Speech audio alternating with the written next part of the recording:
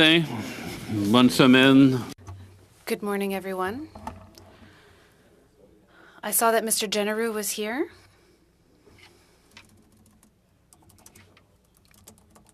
I saw him, so the whole committee is here. Before we begin, I'd like to say that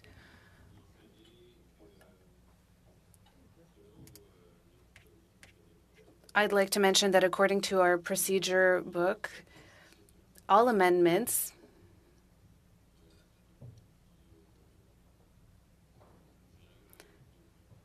even if amendments are made from the floor, they must be sent to the clerk in writing. If the amendment is coming from the floor, it could be provided in either official language. It won't be distributed to everyone. But at a certain point, we need something in writing, otherwise we will get lost. I wanted to mention that. Beyond that, at the end of the last meeting, Mr. Longfield was talking about his intention to present a sub-amendment to NDP 31.1, but I don't think we ever made it to the tabling of this sub-amendment. So, Mr. Longfield, would you like to move your amendment, the one that you were going to propose on Thursday? Have simplified the language and separated it out so that we wouldn't have to include it in this discussion. So you're not going to move this discussion. I'll move my. Okay, so you're not going to move what you were trying to move on Thursday. So not right not now. In that form. After we have this discussion. Okay. Alors So we're going to start back to NDP 31.1. We were at the discussion stage. We were discussing 31.1. Ms. Collins had the debate started. Are there any other speakers? Ms. Collins. Thank you, Mr. Chair. And maybe just a few notes about this amendment. I think some of the concerns that were raised were around administrative burden. And I just wanted to note that most substances assessed under SEPA are found not to meet the threshold for regulation as a toxic substance under SEPA. And so the number of risk assessments or risk management plans published in any year is actually relatively small. So there's a requirement to check back in on implementation 2 years later for this amendment, which seems very manageable when you look at the numbers. So this is from the SEPA annual reports from 2020 to 2021. ECCC published risk management approaches for 5 substances. 2019 to 2020, there were 3. 2018 to 2019, there was 1. 2017 to 2018, there was 5. 2016 to 2017, there were 5. And in 2015 to 2017, there were 0. So you'll see there are a very small number that are published each year. And just so that folks know what we're talking about when we're expressing concern about delays, there are a number of examples of multi-year delays when moving forward with the measures deemed necessary in the risk management plans, which is really what we're talking about right now. So PBDE, flame retardants, assessed as toxic in 2006. This had a 16-year delay, 12-year delays based on the 2010, but a 12 to 16-year delay is something that should not be acceptable. Hydrazine, which is a carcinogenic industrial chemical used to inhibit corrosion in power plant boilers. It's also in tobacco. It was assessed as toxic in 2011. And there was a 7-year delay. So the pollution prevention planning notice was published in 2018. TDI, it's used in polyurethane foam as well as in sealants, coatings, automotive paint, wood varnish. This is carcinogenic and is also has respiratory effects. It was assessed as toxic in 2008, and then pollution prevention planning notices were published in 2019, so an 11-year delay. So this is why it is essential that we address these issues. And I hear people's concerns, and I hope that some of my comments have addressed them. My plea would be for the committee to support the amendment.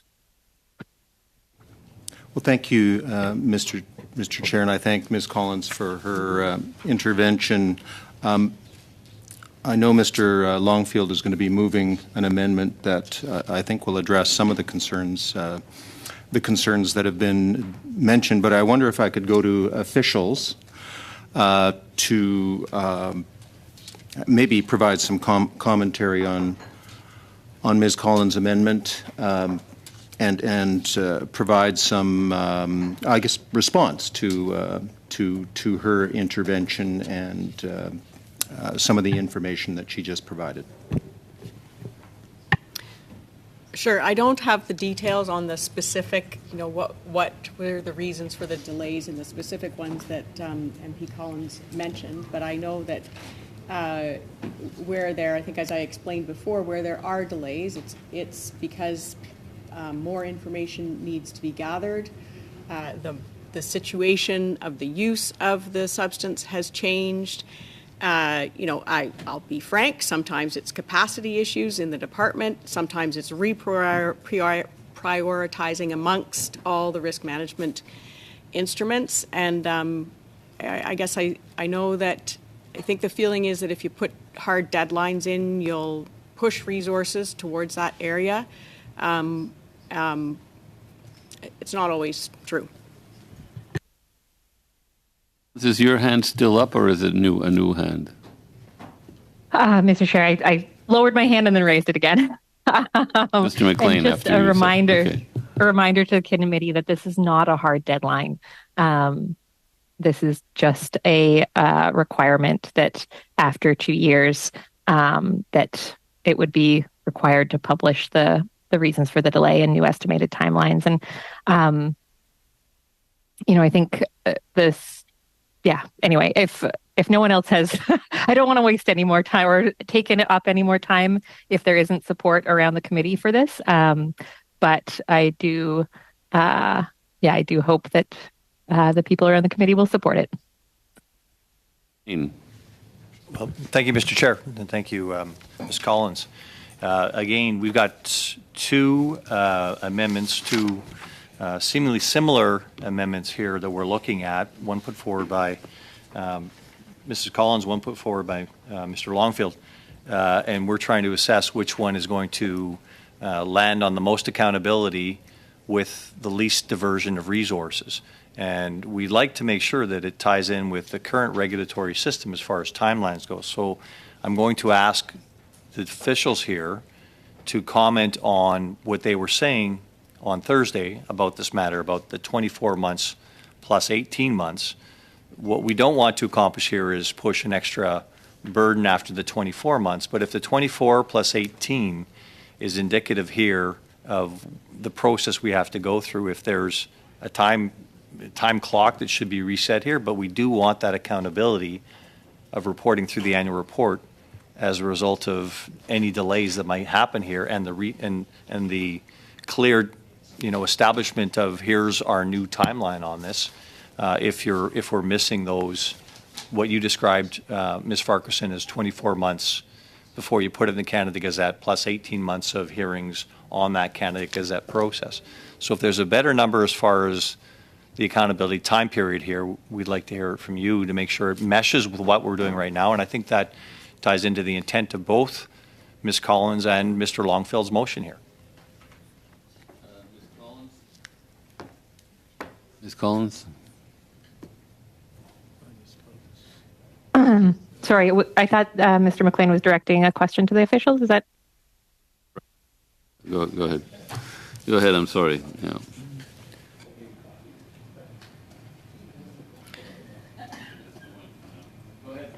Sure. Okay. So yeah, and I think MP Collins is right. I suppose the two motions that are before us today are about accountability on those subsequent risk management instruments. The first risk management instrument, which is typically the one that addresses the most important risk, has to happen 24 months for a proposed one and 18 months for the final.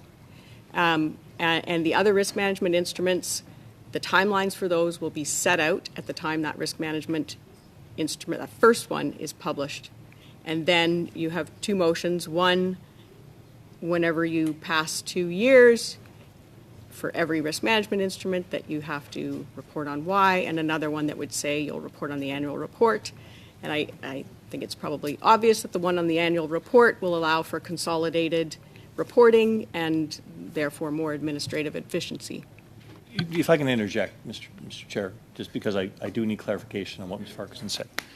So there are going to be timelines defined in the risk management plans that are going to be different than the 2 years that would be set out in this, is what I'm hearing from you, that it won't always be 24 months. Is that correct? Is that what I'm hearing? Yes, it could be less. It could be What I'm asking more. you is, as far as the regulatory accountability mechanisms that should be brought from the Minister to Parliament through whatever mechanism, those will be sometimes 2 years, but sometimes 3 years or 4 years. Is that what you're telling us here today? The first one, and the one that addresses the biggest risk, will always be 24 months plus 18. And the timelines for the others will be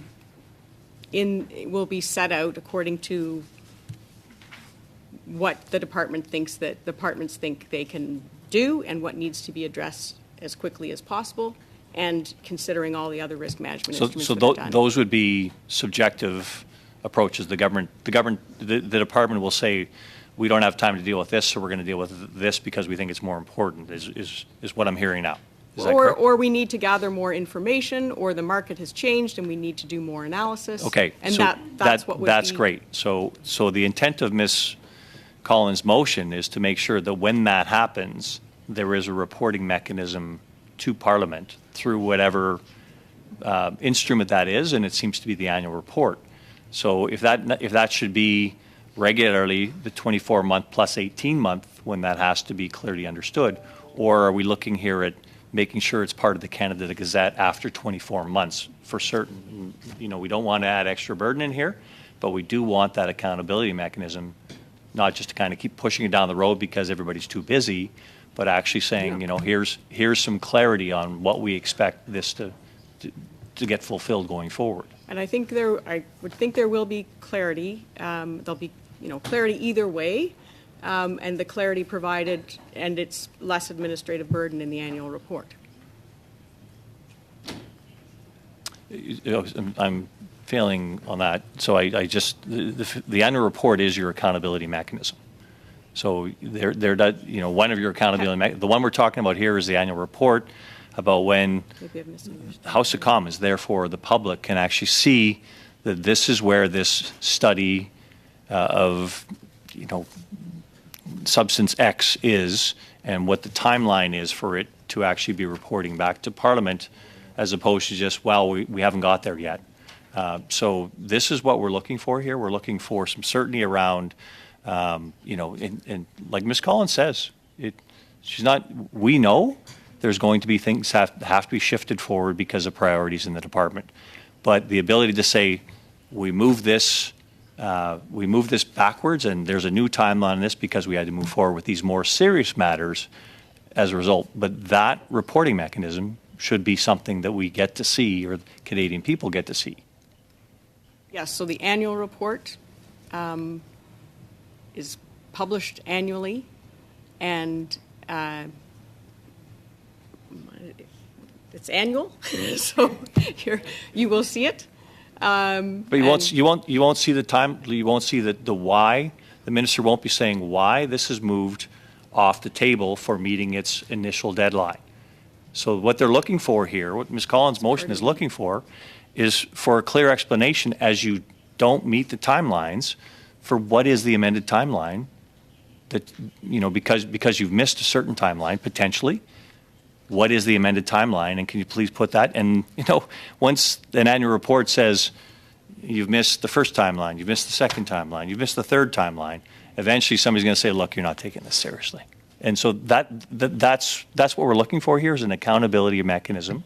And it's quite clear. Perhaps I better ask colleagues about what okay. amendments are on the table. Ms. Collins, then Mr. Longfield. But I think there seems to be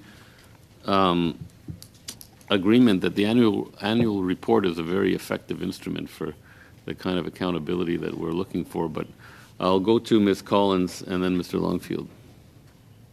Thank you, Mr. Chair.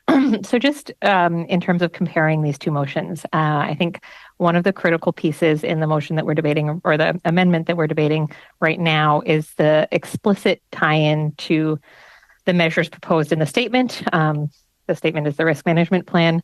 And that if we lose this kind of general requirement for updates on timelines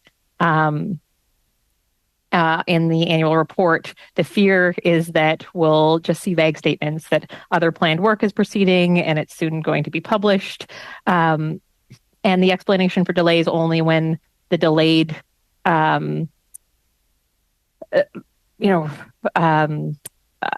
proposed measures are finally published. And that would be way less useful. And the amendment that we're discussing right now that we'll be voting on, it sets up a check-in on implementation of risk management plans after 2 years, and that is the critical part.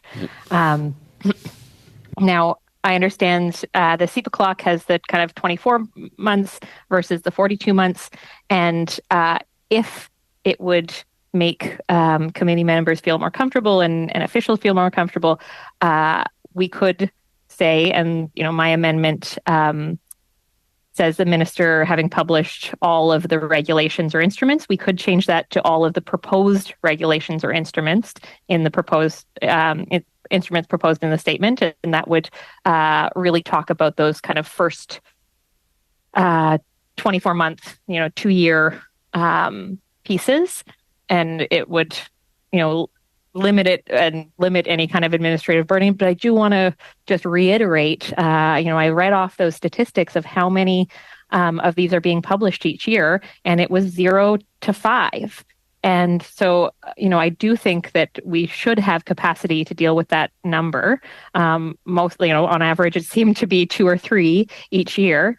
And so, I hope that we'll keep in this critical part around the 2-year check-in. And if it would make committee members feel more comfortable, then just add that one word, all of the proposed regulations or instruments proposed in the statement. Of course, I can't amend my own amendments. That would be a sub-amendment. Yeah, I can't sub-amend my own amendments, but if someone wanted to, that would be supportable. But keeping in critically, the after 2 years have been elapsed. Okay, understood. Mr. Longfield. And I appreciate Mr. McLean's thoroughness on this and wanting accountability, and that's really the purpose of what I want to bring forward as well, is to specify the timeline and the reasons for any deviation from the original plan. So I think we cover that in what we're going to discuss next. And so that's why I won't be supporting this report or this sub-amendment, but the one that I'm bringing forward, I think, clearly states the accountability feature. Okay, so I don't see anyone else wanting to intervene on this. Should we, Mr. McLean? Well, I can't speak to one motion without the other, because the two are two considerations right now, and what I see not in Mr. Longfeld's proposed amendment is the actual timeline, and I do see the timeline in Ms. Collins' proposed amendment, which is, and if it pleases the chair, I will move the sub-amendment. I hope it's friendly to put proposed in there. Okay, so that's, normally we would, as I mentioned at the beginning of the meeting, we would need the amendment from the floor in writing, but I think this is pretty simple. You're proposing that we add the word propose? Correct. Okay, whereabouts? That would be just before the word, after the word, before the word regulation. It reads now another way. First proposed regulation within 2 years. So I'm just looking for that here.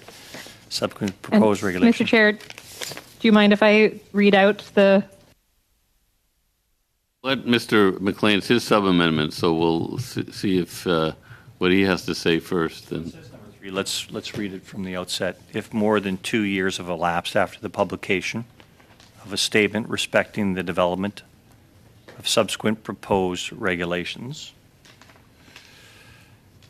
or instruments under subsection 1 or 2 without the minister having published all of the regulations, and that should be, I think, where proposed goes. okay, so does everyone see that? Everyone can add proposed on their copy of the of 31.1. Okay, that's not too complicated. So I guess we have to debate this, or we can go straight to a vote on adding the word proposed.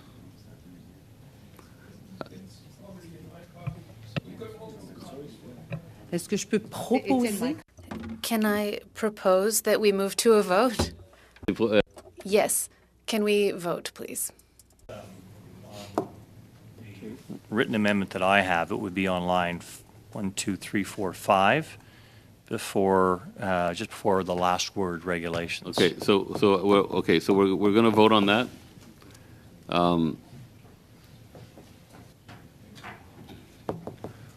Mr. Duguid. Opposed. Mr. Longfield. Opposed. Mr. Aldag. Ms. Thompson. Opposed. Mr. Weiler. Opposed. Mr. Deltel. Pour. Mr. Kirk. Support. Mr. McLean. In favor. Mr. Genereux. In favor. Madame Posey. Pour. Ms. Collins. In favor. Yeas pour 6, nays contre 5. Okay, so let's now debate 31.1 as amended. Anyone have anything to say about 31.1 as amended? If I can ask Mr. Longfield at this committee meeting, what the substantive differences is in the wording that is in S5 and is in the motion that he would put forward? Because it seems to me to be one and the same, except we're more definitive in Ms. Collins' amendment. If you look at how this would roll out, mine would be based on an annual report versus looking at it every 2 years. So if there's a deviation on an annual basis, this would give us a tighter timeline in terms of review. And each year we would hear about any changes, including the estimated timelines and reasons for delay. So this puts the review within the annual report process versus having a separate tracking process, which would have multiple departments tracking separately. So I would prefer to keep it in the existing reporting structure and just add more details required within the existing reporting structure instead of setting up a separate tracking mechanism. It's a follow-up because I have Ms. Collins too. Just to clarify, both of us are proposing the annual report. My amendment is the minister shall publish in the annual report the reasons for the delay and timelines. This is really, again, the critical part is that it specifies that after 2 years have elapsed, that we're going to get the information that we need. Right now, when proposed regulations or instruments are what's going forward, there isn't this kind of check-in after the the publication of a statement and the subsequent proposed regulations. And so, again, the critical piece here is that that first part of the CEPA clock, the 24 months, that there will be this ensured reporting mechanism that comes after that. So, I think that Mr. Longfield and my amendment are getting closer and closer together. I do hope that the committee will go forward with my amendment just because it has that, one added layer of accountability here. So, these are toxic substances. It is. I hope that we can move forward. I do hope that we can go to a vote very soon. We've got Mr. McLean and Mr. Longfield. Yeah, so my question would be to the officials on the contrary approach on this, which would be Mr. Longfield's approach and his wording on this, and the administrative burden that would entail on having every timeline assessed on an annual basis versus assessing it on a basis when it looks like you're going to miss your timelines. Would this add more burden or less burden to the administrator? Here's the question, too. Which would be less burdensome? Yeah. That's the question, I think. I think a consolidated report on that updates on the progress on the subsequent risk management instruments and explains the reasons for delay is probably, we're talking about in the annual report, so it's less burdensome and you're not now tracking 2 years, not 2 years, what's going on here. You're just reporting on whether there's been a delay or not, and you're doing it annually. Okay. Thank you. Mr. Longfield. Mr. McLean's living in my head. He's already asked the question I was going to live. So we should both be very afraid of that. Thanks, Craig. Okay, so seeing no more debate. Ms. Collins. Just a quick note that, I do hope the department is already tracking that 24-month period because that is part of the CEPA clock. I think they probably are. And, that, again, when we're talking about administrative burden, we're talking about 0 to 5 kind of publications a year is what is happening right now. And, if we if all of the measures are being implemented in accordance with our CEPA clock, then there's no administrative burden at all. And so our goal here is to try and get as timely and as an accountable and as a transparent process as possible. Again, I hope the committee will support, and I hope that we can go to a vote. Okay, so we'll go to a vote because there are no other comments or questions. Can we have a quick pause, please, Mr. Yes. Chair?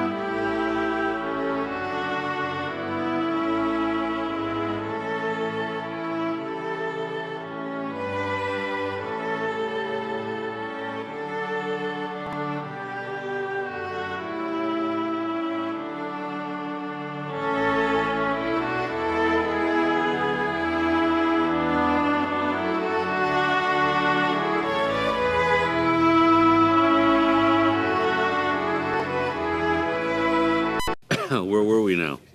We were still discussing. We adopted Mr. McLean's amendment, sub-amendment, and we're discussing the amendment. So, are there any more? Are there any members who wish to intervene? I guess not. So, are we ready to vote? Yeah. Okay. Mr. Clerk, we'll vote on the amendment as amended. Mr. Dogood, Opposed. Mr. Longfield, Opposed. Mr. Aldag, Opposed. Ms. Thompson, Opposed. Mr. Weiler, Opposed. Monsieur Deltel, Contre. Mr. Kirk, I'm opposed. Mr. McLean, Opposed. Mr. Genereux, Opposed. Madame Posey, En faveur. Ms. Collins. In favor. Yeas pour, 2, nays contre, 9. So the amendment is defeated, and Mr. Longfield, I think you have something to propose. Thanks, Mr. Chair. I circulated a motion or an amendment before the meeting. I'll just read it in English. That the report on progress, section 4, that the report on progress referred to in subsection 3 shall include an update on estimated timelines and reasons for any delay.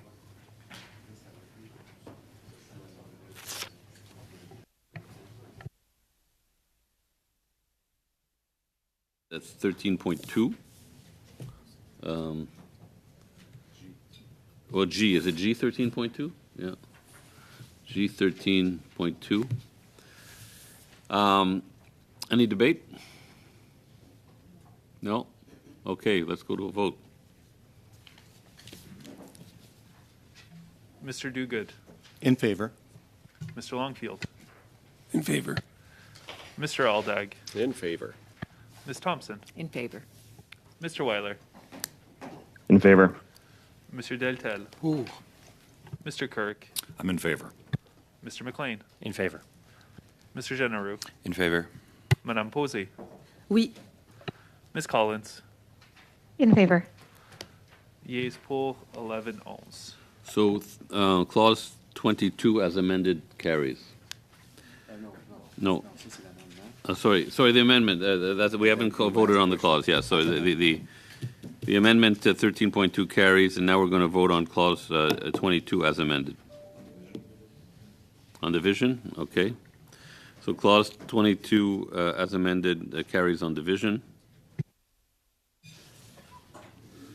Okay, and now we have a straightaway, and we'll try not to get a speeding ticket on this. Shall clause 23 carry? On division, clause 23 carries on division. Shall clause 24 carry? On division, clause 24 carries on division. Shall clause 25 carry? On division, clause 25 carries on division. Shall clause 26 carry? On division, clause 26 carries on division. Shall clause 27 carry? On division, clause 27 carries on division. Shall clause 28 carry? On division, so it carries on division, which brings us to clause 29 and PV 18. Ms. May. Thank you, Mr. Chair. This is to continue efforts that previously have been defeated on the part of the Green Party, and thanks for support from the NDP and the Bloc on amendments to try to stop the splitting of Schedule 1 and removal of the title of the schedule as list of toxic substances. People may wonder why I'm continuing to bring these forward under the rules that this committee created for me, which I still do not enjoy, or which I never made any such request. I wish you would get rid of this motion, but this motion does not give me the power to remove my own amendments if I should choose to do so, because they're obviously about to be defeated. Thank you, Mr. Chair. Debate? No, let's go to a vote. Mr. Dogood, Opposed, Mr. Chair. Mr. Longfield, Opposed. Mr. Aldag, Opposed. Ms. Thompson, Mr. Weiler, Opposed. Monsieur Deltel, Contre.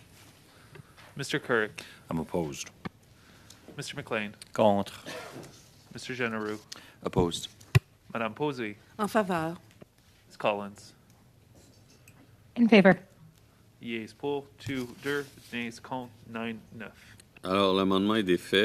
The amendment is defeated. This brings us to NDP 32. I'd like to tell you that if NDP 32 is carried, BQ 9 will not be able to be moved because of a line conflict. So I assume, Ms. Collins, that you would like to speak on your amendment?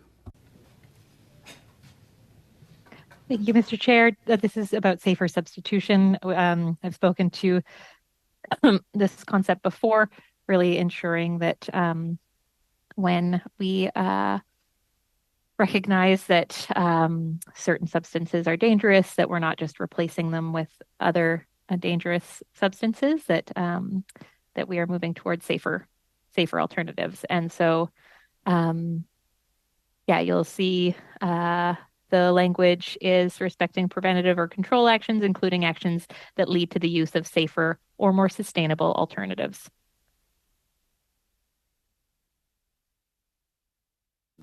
D'autres interventions? Oui, Madame Posey. Would anyone else like to speak on this? Yes, Madame Posey.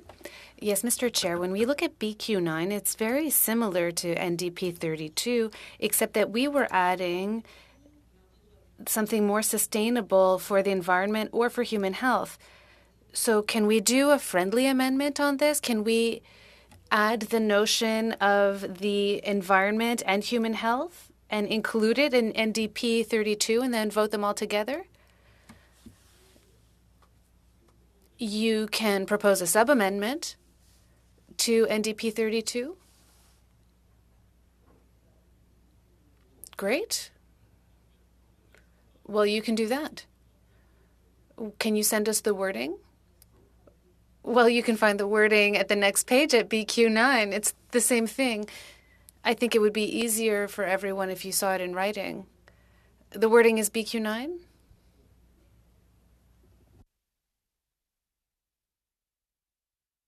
C'est assez facile. Oui. That's pretty simple. Yes, indeed. If you wanted to read what you'd like to add to NDP 32, just add, if there's a comma, read it out and give us the full sentence.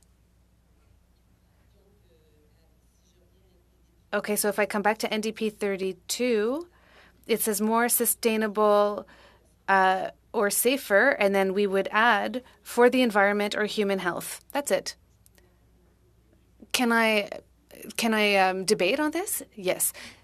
Well, I think that these two amendments are so similar. Just get tightened up what we're talking about with toxic substances. I would say that there's nothing political here. There's no reason to oppose ourselves to this. It's just tightening up what already exists.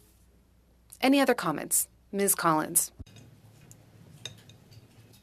You're on mute. I very much support the amendment that Madame Posey has proposed.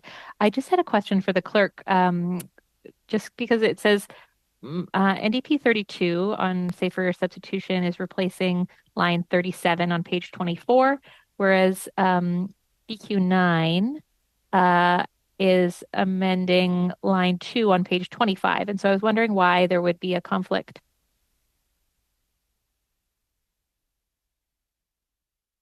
The conflict apparently is in the French version. Oh, I see. Okay. Well, either way, I very much support the direction that Madame Posey is taking and appreciate the sub-amendment. Any more discussion? No, we'll go to a vote.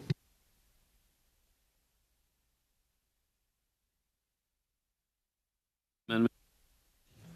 Mr. Duguid, Support, Mr. Chair. Mr. Longfield, Support. Mr. Aldag, Support. Ms. Thompson, Support. Mr. Weiler, En faveur. Monsieur Deltel, Pour. Mr. Kirk, Support. Mr. McLean, In favor. Mr. Genereux, In favor. Madame Posey, Pour. Ms. Collins. In favor. So the sub-amendment carries, and we go back to the amendment. Anyone have anything more to say on NDP 32? I don't think so. So shall we vote on NDP 32 as amended? Yes. Okay. Mr. Dogood, Support. Mr. Longfield, Support. Mr. Aldag, Support. Ms. Thompson, Support. Mr. Weiler, Support. Monsieur Deltel, Pour. Mr. Kirk, Support. Mr. McLean, En faveur. Mr. Genereux, In favor. Madame Posey, Pour. Ms. Collins. In favor. Yeas pour 11-11. Donc, NPD 32. NDP 32 is carried. So we skip BQ9. And now I would ask you this. Do we adopt Clause 29 as amended? On division. Carried on division. Et on est rendu à So now, Clause 30, NDP 33. Thank you, Mr. Chair. I'm moving this one. I won't speak too much about it. It is, again, about publishing within timeframes specified. I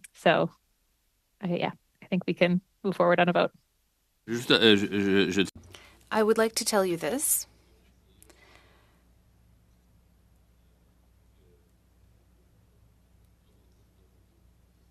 BQ10 will fall. Is that okay with you, Ms. Posey? Yes, I understand. It's a matter of minutes or hours before such an amendment comes, but we will support NDP 33. It's the same as BQ10. The objectives are the same. Our goals are the same, so we will support this. So if NDP 33 is carried, Block 10 can't move. She did it, yeah, okay.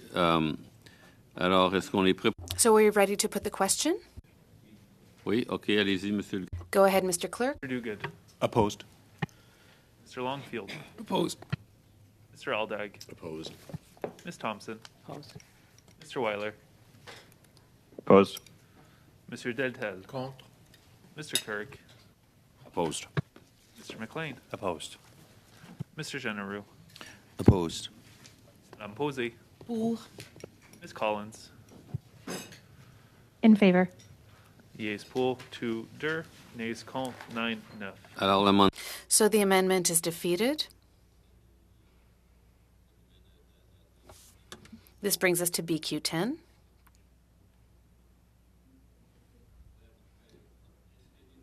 Well, NDP 33. Well, it was defeated. Oh, you're right. So you have a second chance. Okay, so our second chance is to say the same thing. We have the same objective as in NDP 33, so you have a chance to try again, ladies and gentlemen, and vote in favor. Alors, Are there any other comments? We will move to a vote. Good. Contre. Mr. Longfield, Opposed. Mr. Aldag, Opposed. Ms. Thompson, Opposed. Mr. Weiler, Contre. Monsieur Deltel, Contre. Mr. Kirk, I'm opposed. Mr. McLean, Contre. Mr. Genereux, Opposed. Madame Posey, Pour. Ms. Collins. In favor. Yeas pour 2-2, nays contre 9-9. donc, So the amendment is defeated. We are now at PV 19. Ms. May. Thank you, Mr. Chair. This is, again, a Green Party amendment seeking to protect the constitutional underpinnings of this act by rejecting the splitting of the schedules into two. So again, it's a continuation of a series of amendments that we brought forward to be coherent and change all the sections of S5 that relate to doing away with the schedule of toxic substances as a single schedule. Thank you. Thank you. Debate? Okay, we can vote. Go ahead. Mr. Duguid. Mr. Longfield. Opposed. Mr. Aldag. Opposed. Ms. Thompson. Opposed. Mr. Weiler. Against. Monsieur Deltel. À cette proposition, je ne voterai pas en faveur, je vais voter contre. Mr. Kirk. Against. Mr. McLean. Opposed. Mr. Genereux. Opposed. Madame Posey. En faveur. Ms. Collins. In favor. Yeas pour 2 nays contre 9. The amendment is defeated. Clause 30 should Clause 30 be adopted? On division? Great. Adopted on division. Now, Clause 31. Would you like to adopt Clause 31? Carried on division. Would you like to adopt Clause 32? Carried on division. Clause 33, carried on division. Okay. Okay, we're making some progress. Clause 34. We are now on PV 20. Thank you, Mr. Chair. This is another amendment that seeks to protect the underpinnings of this bill on the protection of the environment. Because I haven't said it in the last several days in clause by clause. This splitting of the schedule, removing the word toxic, I firmly believe, as a formerly practicing environmental lawyer who worked on this bill since 1988, will threaten the constitutional underpinnings of the entire act. Some people think that as a Cassandra in this movement, I draw satisfaction from being proven right. I would much rather be proven wrong. But if this act is struck down by the courts because of what you're doing here today, I will be very sad, but at least you will have been warned. Thank you. Anyone else? Mr. McLean. Could I have more explanation from Ms. May on this constitutional underpinnings of this act that she speaks about here?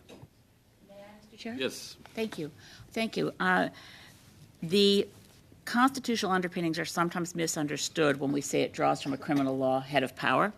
I've heard this in debate in the House as though, for instance, acting to regulate plastics is to create a criminal code offense if you use plastics. That's a complete misunderstanding of the notion of where does the federal government draw its authorities for regulating toxic chemicals in Canada. In other words, where does the Canadian Environmental Protection Act fit in a federal head of power? That constitutional question was challenged in the Hydro-Quebec case, mid-90s. The Supreme Court of Canada said the constitutional underpinnings of this act are that it's regulating for public health under the criminal law head of power because it is regulating toxic substances.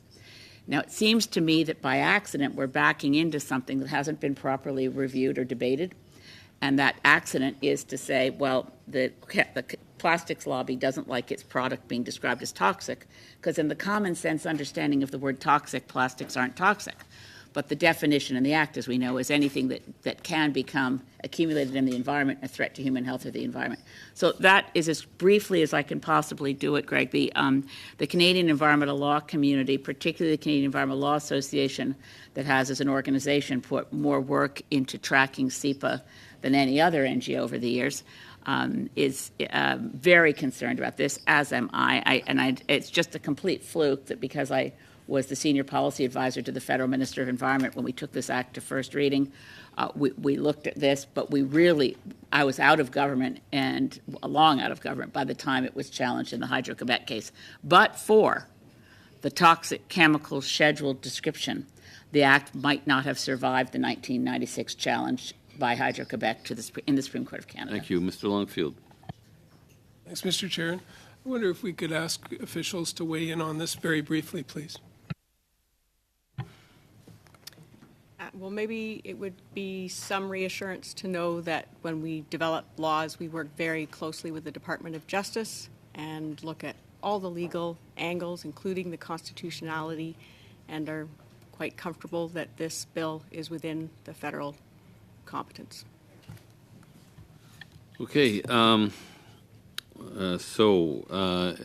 there are no more, very briefly, please. Just to say, Mr. Chair, why take any risk at all when the Act before S5 worked and was found by the Supreme Court of Canada to be constitutionally correct? The impetus for taking this risk is only a public relations issue for the plastics industry. Thank you. Okay. Shall we vote? Yeah. Go ahead. Mr. Duguid. Opposed. Mr. Longfield. Opposed. Mr. Aldag. Oppose. Ms. Thompson. Opposed. Mr. Weiler. Opposed. Monsieur Deltel. Mr. Kirk. I'm opposed. Mr. McLean. Opposed. Mr. Genereux. Opposed. Madame Posey. En faveur. Ms. Collins. In favor. Ms. Collins, your camera would need to be on. Oh. In favor. Thank you. Yeas pour, 2 der, nays contre, 9-9. So the amendment is defeated, which brings us to the question, shall clause 30 carry? On division. Okay. Shall clause 31 carry? On division. Shall clause 32 carry? On division. Sorry?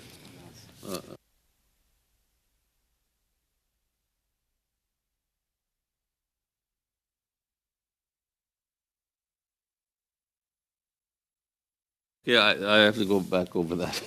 Sorry. Okay, it won't change. Pardon? Sorry, 35, shall 35 carry? On division? We got 34? Yeah, we did 34, yeah. I just was reading the wrong line. Okay, let's be, just to be clear, shall 34 carry? And I heard on division the first. Shall 35 carry on division? Shall 36 carry? Okay, that brings us to 37. And we have a new 37.1. Wait. We 7 first.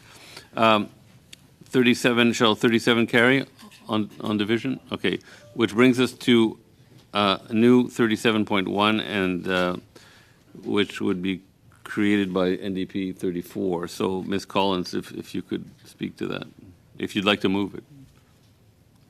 Thank you, Mr. Chair.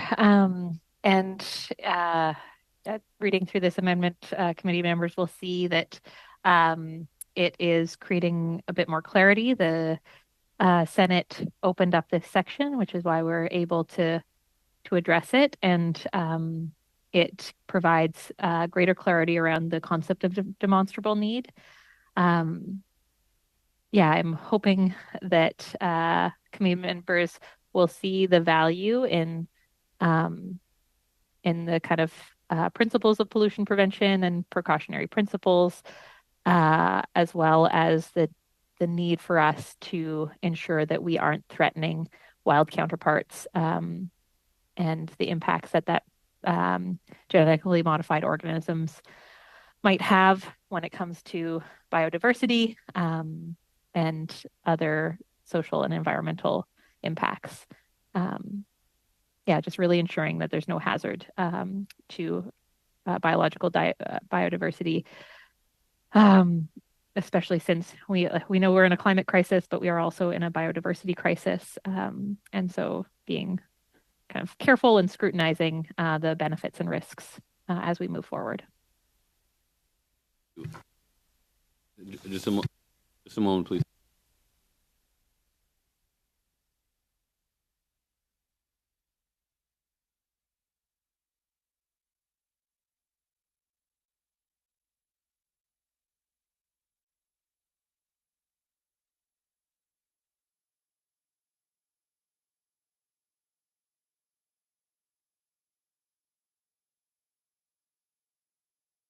Okay, so debate. Oui, Madame Posey. Ms. Posey? It's a question more than a comment. Maybe Ms. Collins can answer, and maybe the officials as well. The demonstrable need was presented by in 39.1, and we were talking about information. So we would bring it back up in 37.1. So what's the difference? I agree with the principle, but I would like to understand why we're presenting it here, even though it's been presented by the introduced by the Senate at 39.1. So what's the difference? Mr. Chair, was that over to me or over to the officials? I think it was, si vous posez la question. Is the question for Ms. Collins? Whomever can answer. Maybe we can start with the officials from the department. I think this amendment presents a definition at the start of the section. But maybe Ms. Collins can explain it more clearly. Ms. Collins, on to you. No, exactly. This is just to create greater clarity, ensure we have definitions for future interpretation. Any other comments? Are we ready to put the question? Mr. Duguid. We have an alternative, Mr. Chair, so I will oppose this motion. Mr. Longfield. Opposed. Mr. Aldag. Opposed. Ms. Thompson. Opposed. Mr. Weiler. Opposed. Monsieur Deltel. Contre. Mr. Kirk. I'm opposed. Mr. McLean. Entre. Mr. Genereux. Opposed. Madame Posey. En faveur. Ms. Collins. In favor. Yeas pour 2, nays contre 9, 9. Okay, so it's the amendment is for a new clause 37.1 is defeated, which brings us to the question: shall clause 38 carry?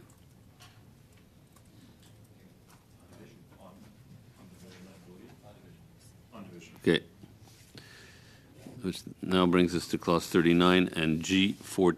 Oh, sorry, did you say you had something, Mr.? No, it's coming, Mr. Weiler. Okay, but I can go to I can go to clause 39. Oh, pardon me. Yep, please do. Okay, clause 39. We have G14. Mr. Weiler. Thank you, Mr. Chair. I'd like to propose G14, which would amend Clause 39. And this motion essentially seeks to clarify the policy intent in Clause 39 and associated Clause 14. In Bill S5, introduce a new enabling authority under Section 66.1 to allow the minister to add substances to Health Canada's in-commerce list to the domestic substances list under CEPA to reflect the fact that they are in Canadian commerce. So the intent was to include only those substances that were on the revised in-commerce list and not removed by the list identified in my motion. And that is the, quote, removal of substances with no commercial activity from the revised in-commerce list, unquote, published in the Canada Gazette, and that have no conditions on them. So the feedback that has been received by the government since then was that that this was vague and open to interpretation, and so this motion therefore aims to clearly articulate the policy intent. And so that's more or less the explanation of it. Thanks. Any more debate on this? Yes, Mr. Longfield. I wonder if the sorry, then Ms. Collins after. Maybe the officials could clarify some of that. Yes, to the officials. Thank you very much. So the proposed amendment, as was described, eliminates some possible misinterpretation with S5 that may add up to 18,000 substances to the domestic substances list, whereas the policy intent was to add a subset of that list down to approximately 2,000 substances. So the consequence of not proceeding with this amendment would be that 18,000 substances that have not been assessed for environmental risks would be added to the the domestic substances list, essentially providing free market access to those substances. This amendment would then constrict the list down to 2,000 substances, which is the government's intent, a much more manageable number, which the Health Canada has prioritized and done some assessment of those compounds. Thanks. Okay, thank you. Anyone else? Sorry, Ms. Collins. Thank you, Mr. Chair. And just a question on that. So can you explain, this is replacing line 2 to 17, kind of what the language was before, why it's capturing those additional substances, and maybe just, go into a little bit the impact of what it would mean if the full suite of substances were published versus the 2,000 that was the intention.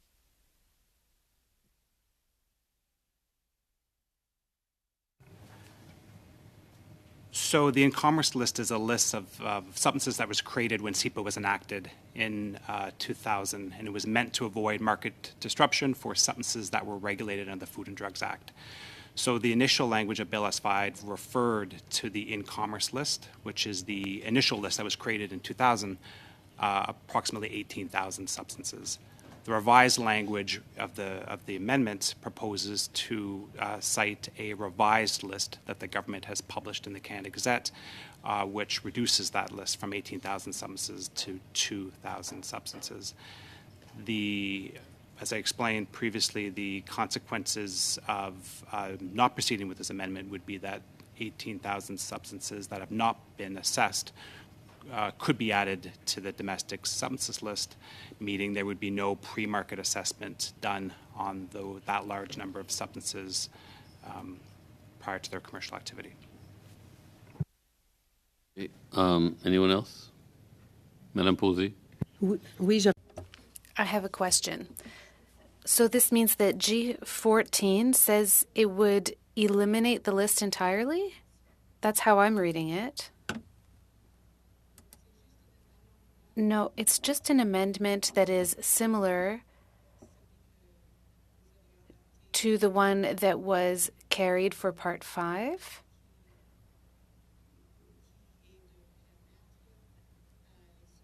It seeks to allow substances that were used commercially and that have been risk assessed. This is one part of the ICL, the in-commerce list.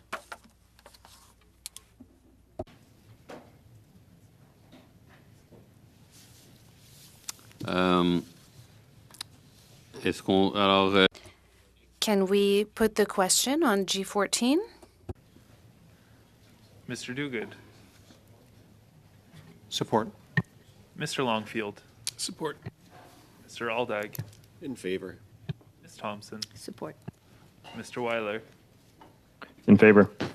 Mr. Deltel. En faveur. Mr. Kirk. Support. Mr. McLean. Pour. Mr. Generou. Support. Madame Posey. Pour. Ms. Collins. In favor. Yeas pour 11-11. Donc, l'amendement est... So the amendment is carried. This brings me to asking you if Clause 39 shall carry as amended. On division,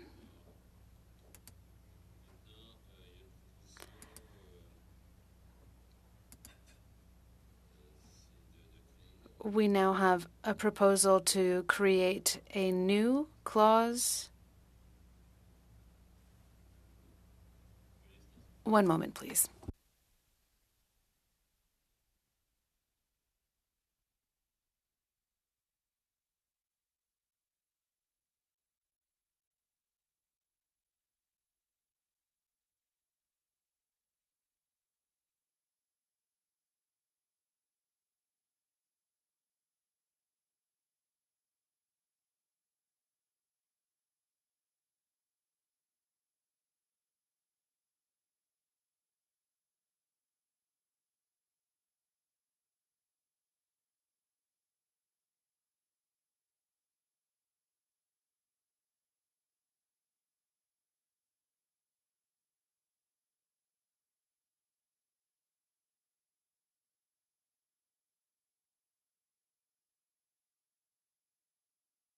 Okay, alors, So we are now at BQ11, Ms. Posey.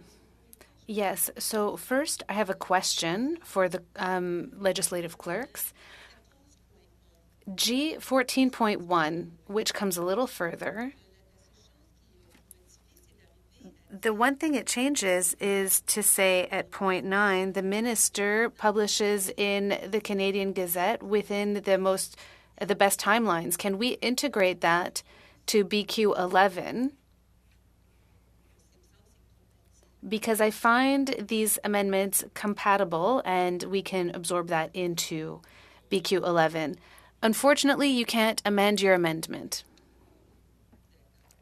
I understand. So the amendment that you have before you is inspired by what happened with Aquabunty and all of the genetically modified organisms. So it says here, what we're trying to do here is to protect animals that already exist, wild animals that live in nature. This is what happened with Aquabunty. The company decided to stop producing them, so congratulations to them. Thank you. But what we're trying to do here is to prevent something like this from happening again. If an organism that lives in nature if someone tries to modify it and then it could find itself in nature and then affect all the other animals, this is something we would like to avoid. We need to tighten up the system. This almost happened. The company decided to withdraw. So with this, we could prevent that from happening again. Any debate? should we go to a vote? BQ 11. Did we do 14.1? No. We switched the... It's later. Okay. So BQ 11. BQ 11, got it. Okay, debate? Nope. No. Mr. Chair? Ms. Collins? Yeah, just quickly to say thank you to Madame Posey. I think we have a number of amendments that are similar and aiming to get at the same issue. And yeah, I appreciate her amendment, and I'll be voting in favor. Else? Go to a vote. Mr. Duguid. Opposed, Mr. Chair. Mr. Longfield. Opposed. Mr. Aldag. Oppose. Ms. Thompson. Oppose. Mr. Weiler. Contre. Mr. Deltel. Contre. Mr. Kirk. I'm opposed. Mr. McLean. Opposed. Mr. Genereux. Opposed. Madame Posey. En faveur. Ms. Collins. In favor. Yeas pour 2-2, nays contre 9-9. L'amendement est donc... The amendment is defeated.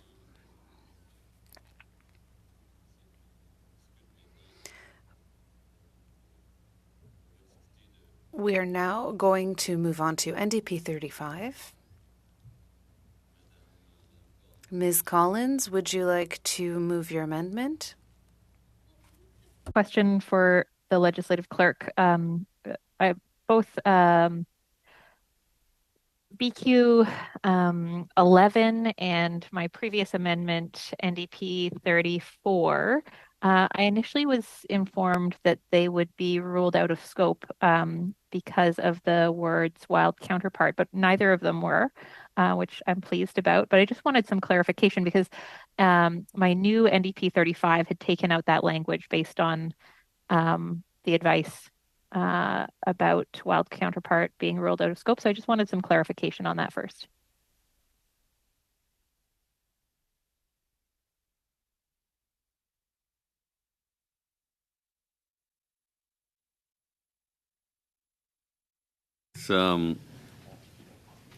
It's easier to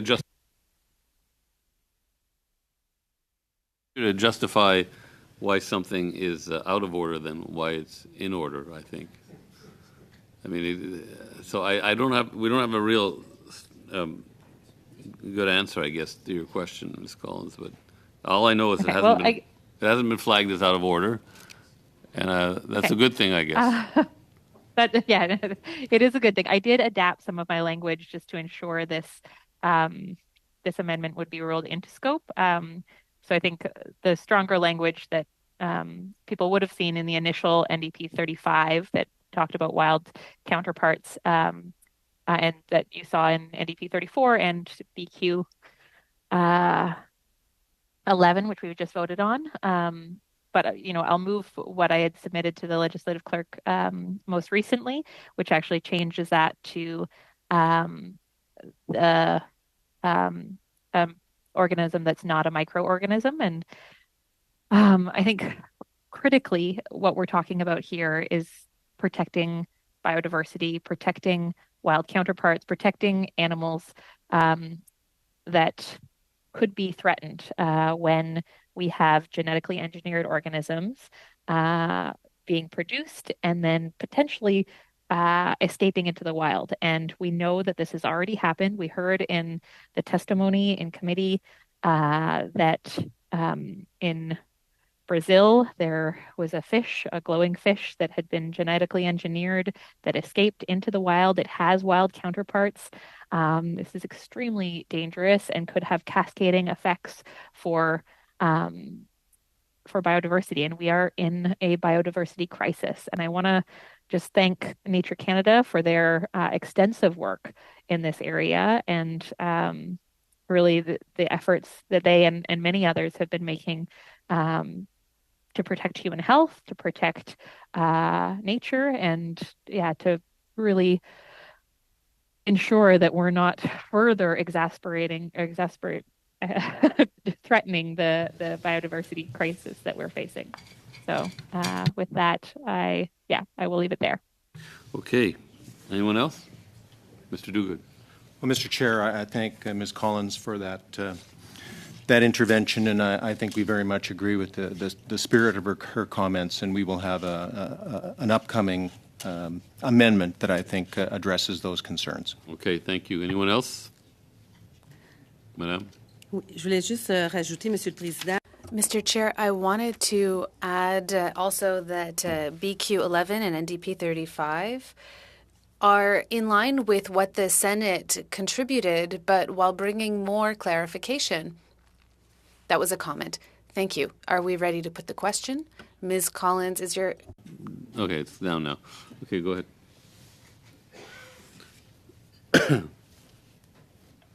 Mr. Duguid. Opposed. Mr. Longfield.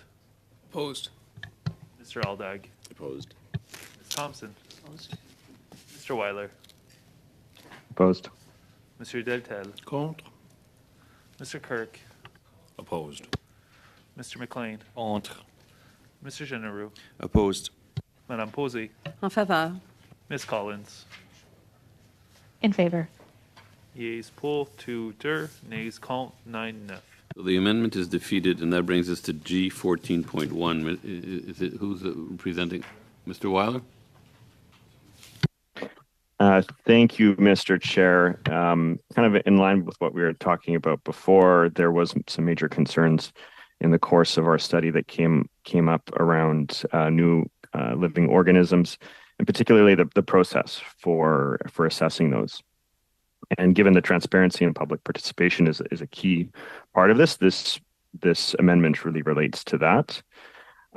So this motion that I'm proposing will require ministers to consult interested persons on the assessment of a vertebrate animal that in its unmodified is native to Canada before the period for assessing information expires under subsection 108, subsection 1 or 2.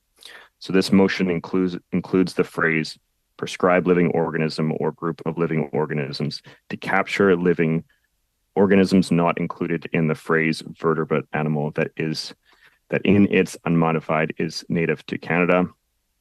And that's the motion. Thanks. Any discussion? Je m'excuse, Monsieur le Président. I'm sorry, Mr. Chair, but I was wondering if Mr. Weiler was talking about 14.1 and not 14.2. Correct, 14.1. Shall we put the question? No.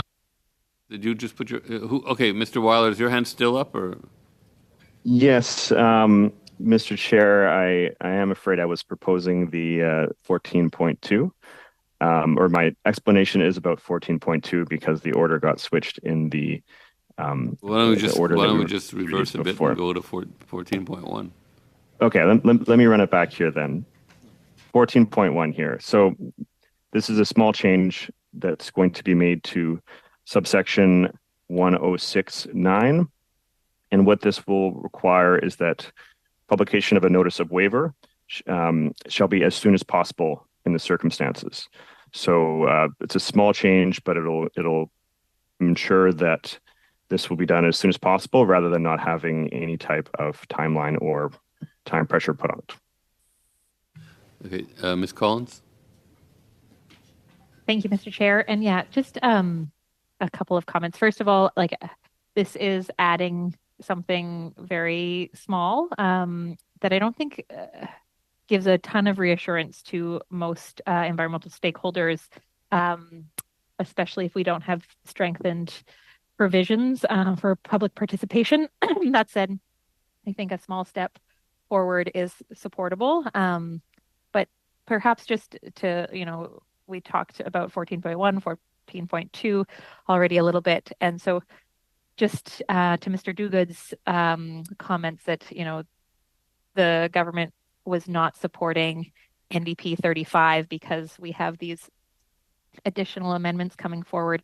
Really, Madame Posé's amendment and my amendment, we're really trying to ensure that we're not allowing industry to decide and that we have information provided showing that these living organisms are actually needed, what all the risks are for people and the environment, and that these organisms aren't toxic or capable of becoming toxic, and really shifting the burden of proof burden to the proponent.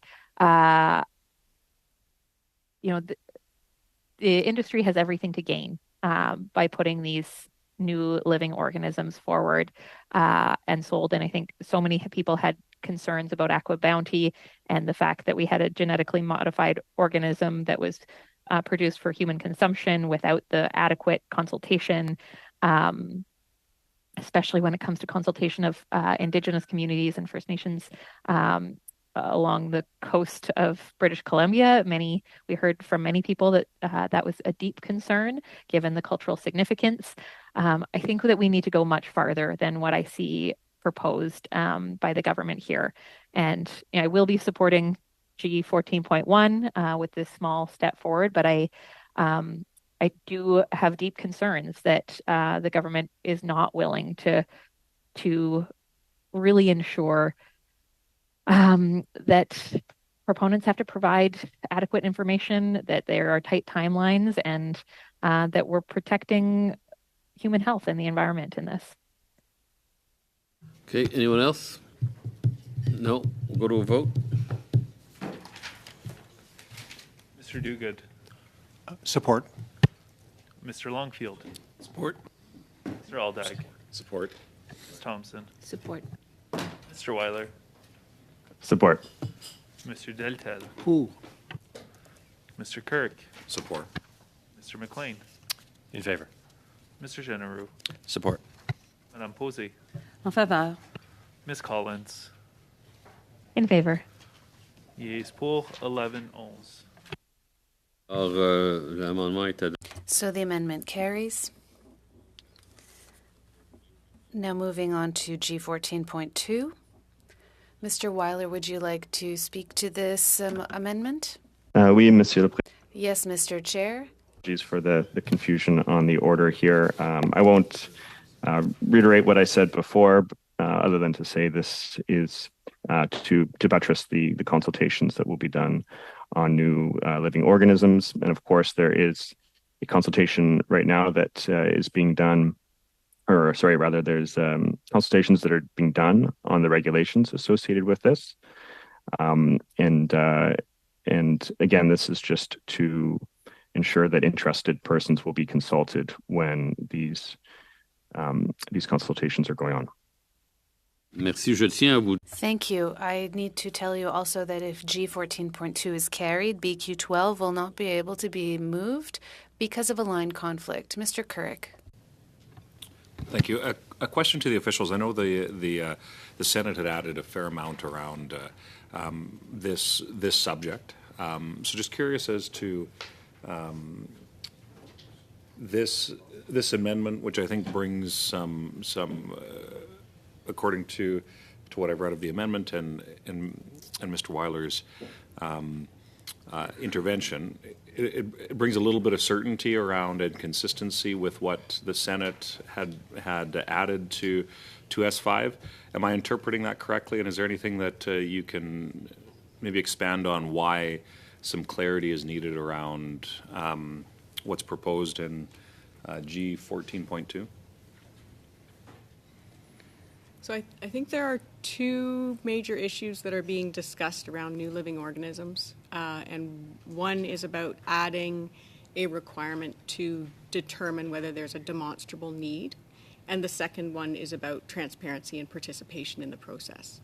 So on the first issue, I think the Act and the program assess for risk. And that's like clearly set out under Section 64 of the Act. They're assessing for harm to the environment, danger to public health, or danger to the environment on which health depends. And that's the risk assessment, and it takes into account hazard plus exposure to determine what the risk is. And demonstrable need doesn't really fit into that rubric. Demonstrable need is perhaps more of a value judgment and not something that the departments do right now. So the implications of the Senate amendments are to add a completely new element of evaluation. The other part on participation is about, in this process, providing more opportunity for participation. So you're asking about this particular amendment? So I just thought that was important to explain. It amends the Senate amendments. It does not include demonstrable need, but adds, codifies what is now a voluntary practice for participation on risk assessments within the risk assessment process for new living organisms. And just to follow up, if I could, so Mr. Weiler had mentioned ongoing consultations. So is that just part of the department's process specifically related to S5, or was this something that predated and is part of the evaluation process regarding these types of organisms and their impact? Yeah, it predates the bill, but I'll let Jackie's in a good position to explain that voluntary initiative. All right. So what's included in this amendment really focuses on the type of consultation that will take place during the period of a risk assessment.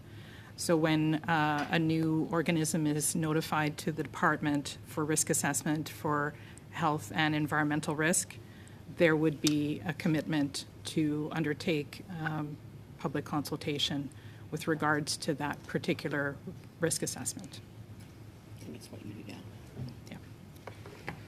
Sorry, just one follow-up question, specifically related to agriculture and some of the advancements and the technology around genetically engineered products in relation to agriculture. Can you share if there's a parallel between what's being proposed here and if there would be any impact in the ag industry and some of the research that's being done around that, or would that be because I know this is one of those areas where it falls under a couple of different acts. So just wanting some clarity as to what exactly this would include versus what might fall under Health Canada, et cetera. Well, these assessment of new living organisms are done by Environment and Health, and they're evaluating the risk to the environment and to health. The assessments that are done by other departments, it's probably more in relation to it as a food. And seeds. So I can see Greg's putting his finger on the button, so I'll let him expand.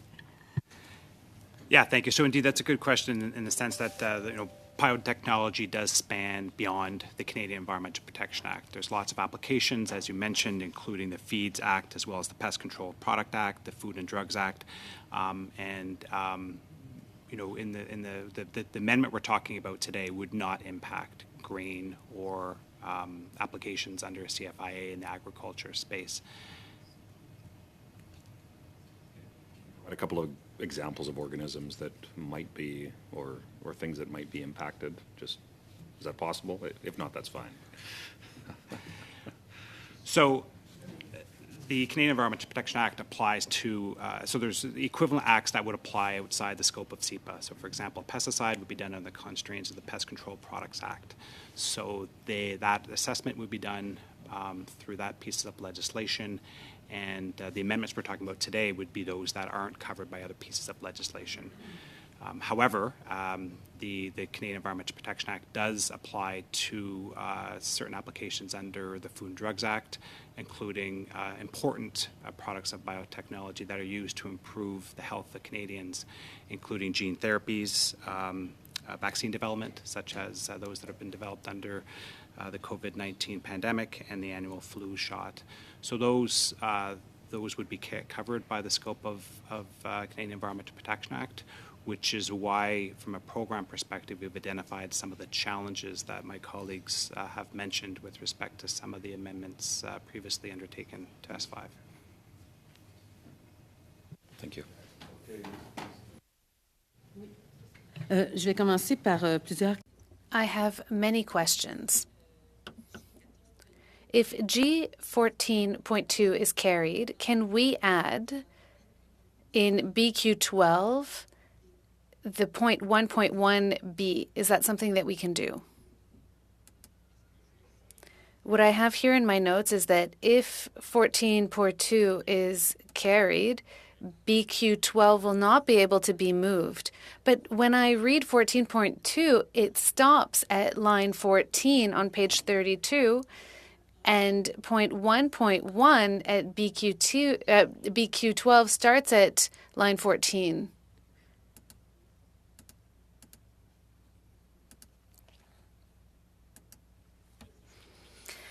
If I understand, is that if 14.2 is carried, you can move another amendment. Would it be a separate line?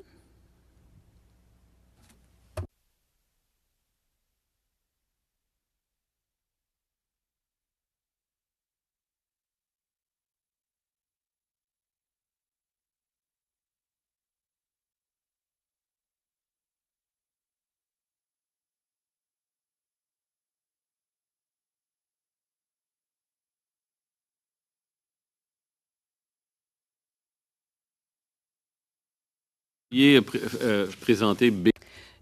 present point B only, and everything that follows, the 1.3 and all that. Yes, I imagine, but nothing that comes before it. I'm not done with my questions. I have more. My apologies. Okay, let's go back to G14.2. So this is the first time I saw something like this. That's why I wanted to know what the difference was and what it implies. Usually we'll have a wild equivalent of an animal, and here it says Canadian native. It's the first time I saw this wording as opposed to the wild equivalent. Is this any different? Is there a nuance here?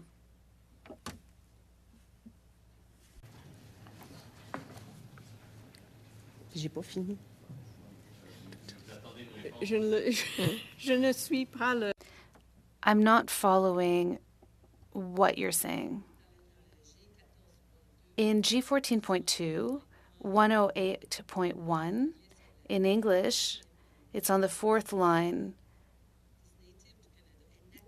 is native to Canada. It's the first time that I see this. We talk about wild equivalents usually. No, Well, no, even in the English version, it says native to Canada. Normally, we always hear about wild equivalents. Yes, is there a wild equivalent? I just found the wording interesting in maybe Mr. Weiler knows why we started using the expression native to Canada. This was my question. I was struck by this wording. Maybe Mr. Weiler can respond. Why are we saying native to Canada here? Native to Canada, natif au Canada. Bon, je vais passer à une autre question. Là, Okay. I can move to another question also. This was just something that struck me. I would like Mr. Weiler or maybe the officials to answer this. Am I understanding well when I think that G1412 completely crosses out the evaluation of the information and the public participation that are elements that the Senate proposed? G14.2 cancels out the notion of demonstrable need, but includes a part on participation. Because when I read it, it seems to be striking almost everything that the Senate had proposed on page 32 from even the title would be canceled. It would be canceled all the way until line 10. So meaningful participation would also be eliminated. It's replaced by the new 108.1.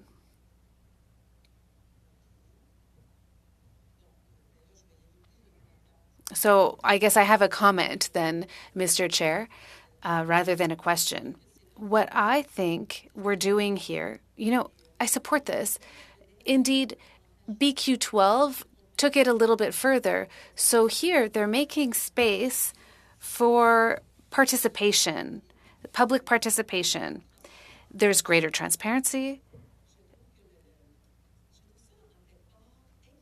But I do find something concerning. In 14.2, G14.2, the government is crossing out all of the assessment of information and meaningful participation. I find that concerning. There are people, there are organizations that are on top of the science, who are following the debate, who have expertise, and we have to recognize these organizations. I'm thinking of Nature Canada, Vigilance OGM. If we're able to recognize McKinsey, we should be able to recognize these groups' works, and these are scientists who are experts in this field. This is why I will vote against G14.2, because I think it's quite concerning to cross out everything that the Senate wrote, and reminding you that the Senate had more time than us. They also were able to hear from more witnesses, and the bill will be sent back to the Senate. So if we're crossing out huge swaths of their work, I honestly don't know how they would respond. I certainly know how I would if I were there. So I will be voting against it. Thank you, Mr. Chair. I guess I have some similar concerns to Madame Posey, and I do want to hear from Mr. Weiler about the language around native to Canada instead of the wild counterpart language. But I also have questions, perhaps for Mr. Weiler, but also for the officials, just in terms of meaningful public participation. The language I see in this amendment is the minister shall consult any interested persons before the expiry of the period for assessing that information. And now this amendment concerns me because it does delete a large section that was added by the Senate that I think was valuable, but also moving ahead, and I know the government will be proposing another amendment that's connected to this one that I believe will delete section on prescribing processes for meaningful public participation, with the rationale of that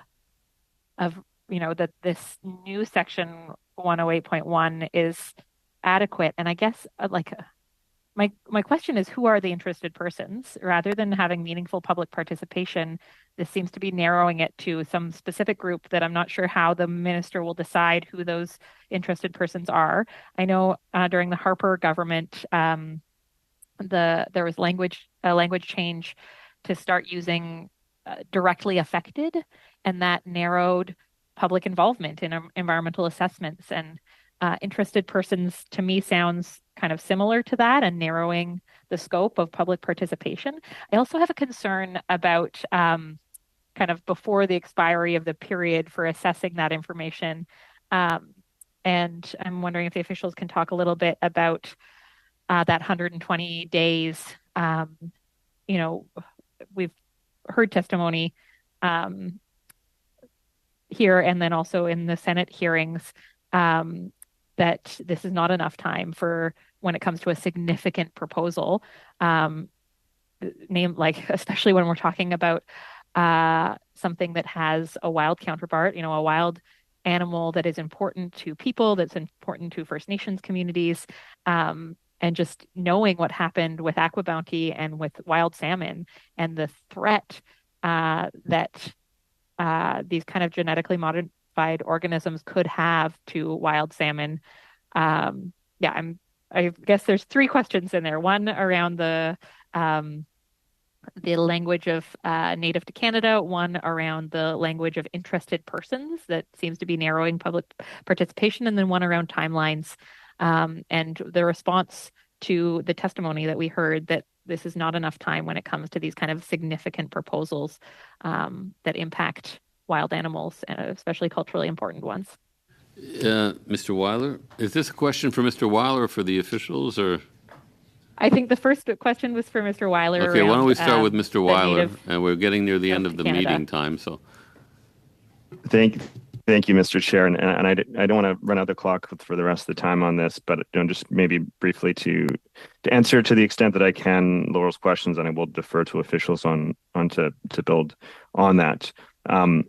Really, this will require consultations and any interested persons. I take the point on the issues of standing, and we've seen that in other pieces of legislation in the past. And that's why we have this ongoing consultation that's being done right now on the new substance notification regulations to really be able to build this out and give it meaning and define it further. As part of this amendment, there's going to be required to publish a notice of this, as well as to consult those interested persons. And I will defer to officials on this next point here about the impact if this was not just organisms native to Canada and if this was organisms that were native throughout the world. Thank you. Is it Ms. Gonzalez who's going to? Yes, thank you. So with regards to the scope of native species, I think what we're really looking at is species that originated and have developed in the Canadian environment. And those would be the focus of this particular amendment. With regards to interested persons, the public consultation aspect, it really is meant to be broad in practice, and so there would be public consultation. So anyone who has an interest can participate in the public consultation process. And then I believe there was a question with regards to the meaning of the timelines. And generally within the regulatory framework, there are specified timelines by which the risk assessment must be done. And those timelines are specified in regulation. And that's what's being referred to there. Okay, one last question, and then we'll have to, I think we're going to have to adjourn because it's 1 o'clock, and then we'll come back to this. Mr. Aldag. Well, maybe we can come back to it the next meeting. I was just wondering how Okay, will you be here the next meeting? Yeah? No. Oh, okay. But I think it's important to look at migratory species Mr. Chair, in the just point of order. context of native animals. Sorry, you have... Sorry, Mr. Chair, I hadn't gotten all of the answers that I wanted from the officials. I was hoping that I could still continue to question them on the questions that I had, but I was We're hoping not that going to you vote on could this come back today, to me. so yes, you can come back to it. Yeah. Just very briefly, did you make a comment? I asked my question just how migratory species reflect to this definition of native to Canada, and because we have lots of. They'd be included. Yeah. Okay. So we'll adjourn and we'll. Thank you, colleagues.